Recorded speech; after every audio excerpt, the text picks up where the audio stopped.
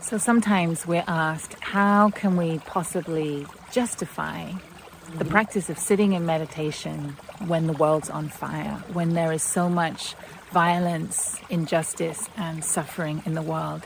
How is meditation in any way an appropriate response? And sometimes there's even the sense of like, and is it spiritual bypassing? Are you just running away from the problem? So in our tradition, we have some quite deep responses to this. The first is what our teacher used to say, which is each one of us not only has the right to sit in meditation, but we must kind of reclaim that right.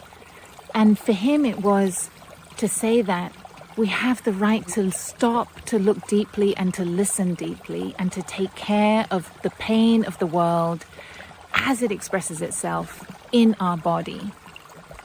And this is the insight of into being right there. The pain in our body, the tension in our body, the suffering, the anguish in our heart is not separate from the suffering and anguish of the world.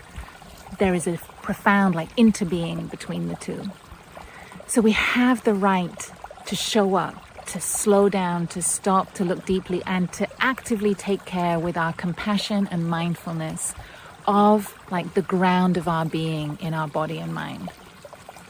And then he went further and he said, not only do you have the right to sit in meditation, you have the responsibility to sit in meditation.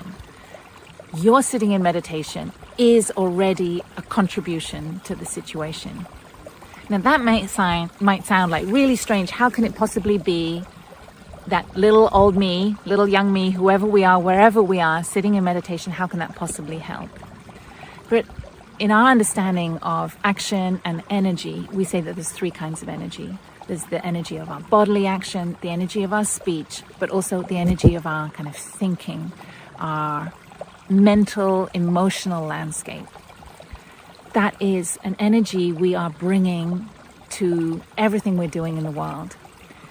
And the way in which our meditation is a field of action is that it is literally the ground of our being that is the ground of our doing.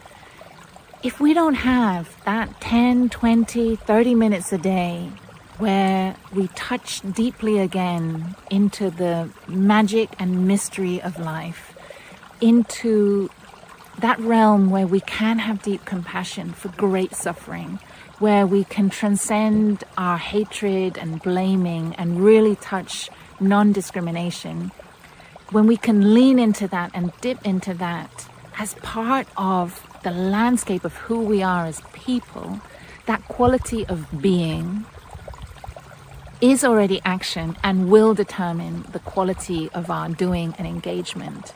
And we may be able to devote however many hours of the day it is to our service, to our activism, to whatever we have chosen as the field of our contribution to help make our world a better place.